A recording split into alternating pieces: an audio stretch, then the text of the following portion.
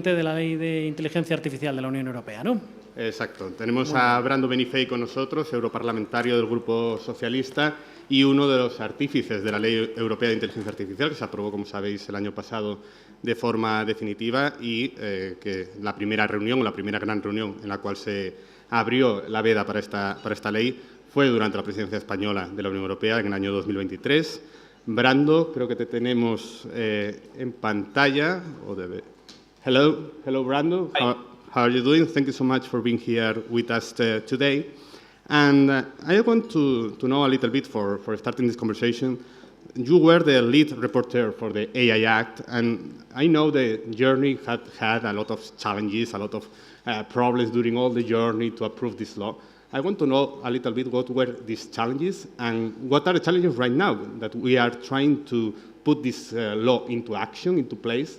What are the challenges now? How has all this evolved?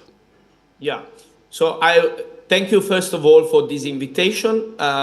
First of all, I will answer on the present challenges. Then I will go back a little and tell you what was the big difficulty in negotiating this law, and I think which was in fact concluded under the Spanish presidency of the European Union, so of the country where you are having this very beautiful and high-level event. I want to congratulate to you on that. I've seen the whole program. Now the challenge today is very clear. The challenge is to implement in a swift and clear way this legislation. We are now doing that. I am now chairing the working group of the Parliament following the steps of the implementation. And this will still take some time. It will still take to have the full implementation of the law more than 1 year and a half. Because we need to accompany the businesses, especially the developers, to understand which are their obligations. And to be clear, these rules are not applied to the European companies. They are applied to all the companies that want to sell AI products in Europe. To safeguard European small and medium-sized businesses, consumers, workers, citizens, from the risks of AI where there is a risk. We do not want to regulate where risks are not there. In fact, I would say for sure a majority of the AI systems are not regulated by the AI Act, which concentrates on where there are risks for human rights, for safety and for health of human beings. So the challenge now is to avoid fragmentation, to be sure that we implement the law in the high-risk categorization, in the prohibition of certain use cases, in the transparency provisions that regard the recognizability of AI-generated content and protection of copyright, which is very important for the media. And we need to do this smoothly in a way that is innovation-friendly, but this takes time, but also the effort to maintain unity of Europe. I think Mario Draghi was right when he came to the European Parliament a few weeks ago and said that the EU has to think more as a state. In front of what happened yesterday with the actions from the White House, I am now the president of the European Parliament Delegation for Relations with the United States. So I'm dealing a lot with these issues on the tech sector, but more generally.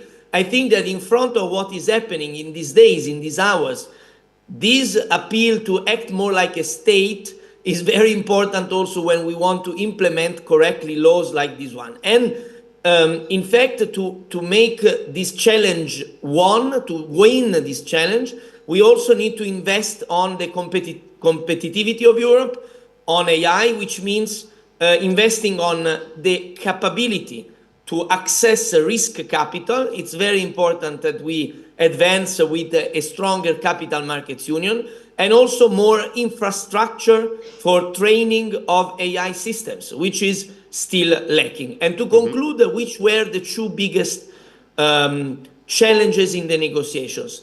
2 points were very difficult to negotiate. One was the prohibitions, because some member states, some governments, especially interior ministers, wanted to be more free to use social control systems like biometric cameras, on which we put some limits, on emotional recognition in study and workplaces, predictive policing. So from the governments, we have seen a push to have more of these AI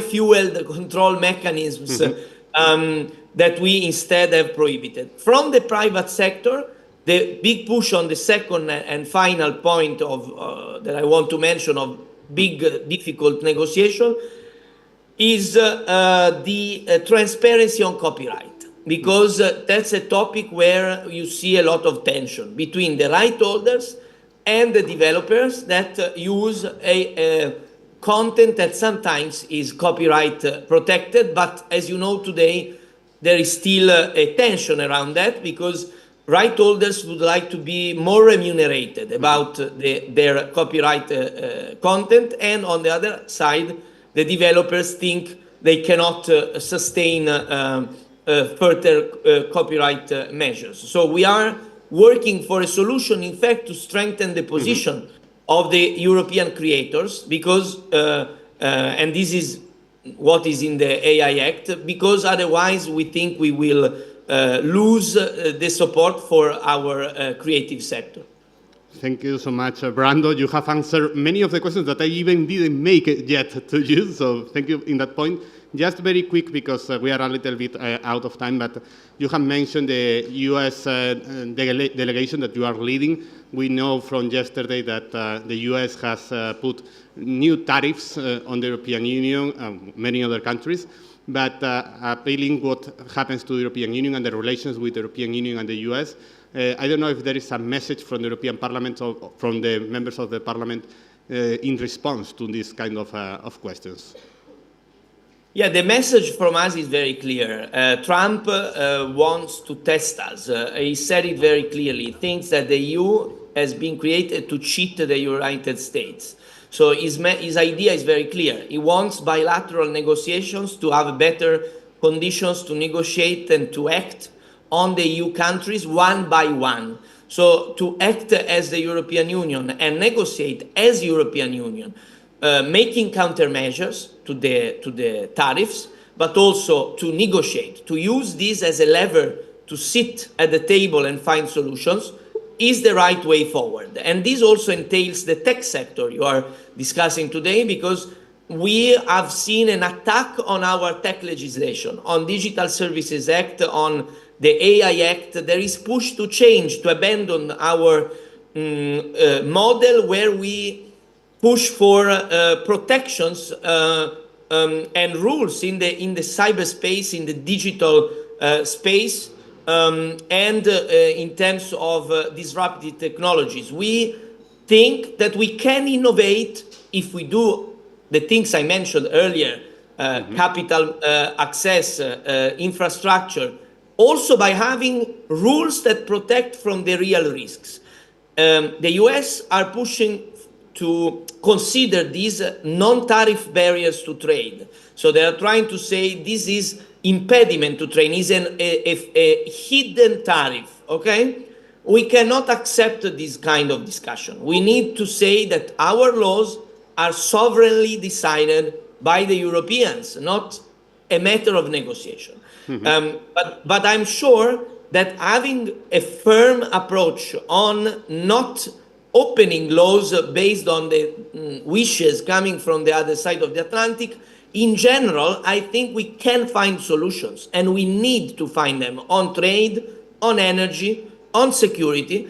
And I want to conclude by saying that this is based on a very clear and undisputable fact that today the transatlantic relation in goods and services is the basis of our economies, both EU but also US. You just need to see the data. It's not just about trade, which is very important, very big, the trade flow. And if you consider the services, it's not very imbalanced. The EU has only a small margin. It's with the goods that we have a bigger margin as EU in terms of more exports. But we need to consider also direct sales. So the presence of European companies in US and of US companies in EU is very, very big. It's incomparable with any other parts of the world for EU, but also for the US. So we have a very profound economic interest, so for our material well-being of every day, that this relation is repaired. So we need to counter these measures. We need to be hard now, but to sit down and negotiate. And we need to hit where it's more sensitive, which means financial services, technological services, and also the access to public procurement for American companies in Europe. Thank you very much. No, thank you very much, Brando, for your time and for explaining these measures that the European Union is going to make in this point. Thank you so much. Thank you for your time. Muchas gracias a todos. Continuamos en breve en Wake Up Spain.